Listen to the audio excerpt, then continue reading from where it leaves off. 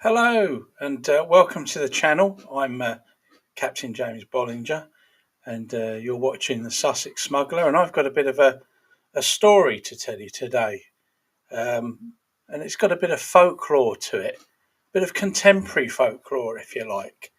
And it's something I learnt about prior to the recent weekend, and something that I want to share with you. Now, I've just got to give you some background information to this, and we can get into the story then.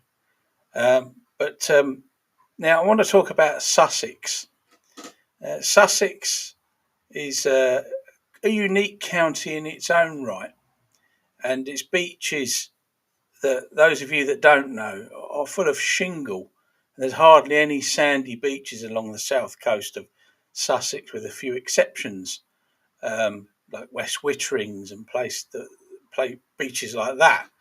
They're not necessarily stacked up with shingle, but normally the shingle are in the low-lying areas of Sussex, over to the west of the county, from about Brighton west onwards to about Chichester and the West Witterings over that, towards that direction.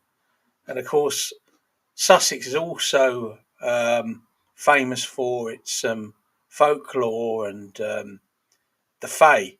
The Fae are very interesting, the fairies, and one should never get into their head that a fairy is a little flying thing like Tinkerbell or Walt Disney, a creation for cartoons and children. They're not. They're something else. They can be quite nasty, and they can give you some good karma too if you look after them or leave them alone.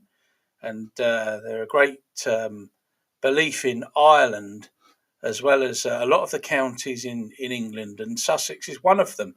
You read many a book about folklore and the Fae in Sussex, and they were handy little agricultural workers back in the day, and they had the same sort of setup as a lot of the Irish Fae stories, like fairy forts and hawthorn trees and clumps, not to be disturbed or messed with. And the same here in Sussex.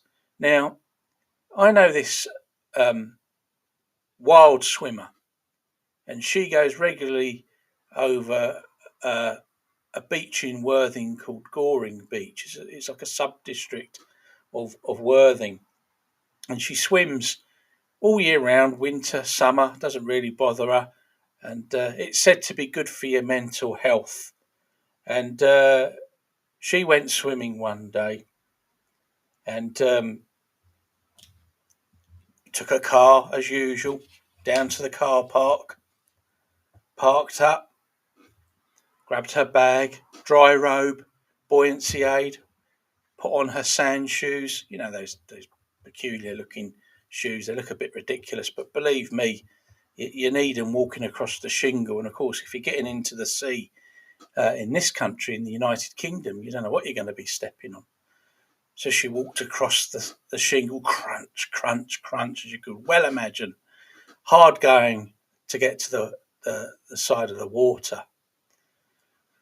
So she puts her stuff down, strips down to her swimming costume, sand shoes stay on, obviously, and gets into the water. And swims away, has a half an hour swim in the English Channel. It's like a mill pond. It's in late summer, so everything's calm, and then comes in. And it's interesting because she looks down at all her belongings in her bag and finds what appears to be sea glass. So she picks it up and looks at it. Oh, she knows a sea glass because she collects it. So she's come home, bought it to me, and I've had a look at it. And she said to me, "That's heart shaped. That's lovely, that is." And I said, "Yeah, it's a nice piece of sea glass." But I said, "It's not heart shaped at all." She said, "What do you mean?" I said, "If you turn it the other way, it's in fact the island of Portland." And I'll get the said sea glass up on the screen, and you can see what I mean. There it is, the island of Portland. And I said, look at it. There's all the various towns such as Chickerell, the Bill, the Grove, obviously Eastern and Western in the middle. And I said, it's probably a sign from the Fae. And of course, we can't forget that the Fae, the fairies, are shapeshifters. They can take and assume any role. They can be a human, they can be invisible, they can be mermaids, the banshee, anything, an animal. We've had plenty of animals in the water off of Sussex as of late, because that stone wasn't there at all when she put her belongings down, and to find it on top of her belongings, in particular her bag, is quite something. And there's only one explanation to that. Well, is there? I'll let you speculate about that, but of course, there it is. Portland, the island of Portland in Sussex, in the form of sea glass, right there. There it is.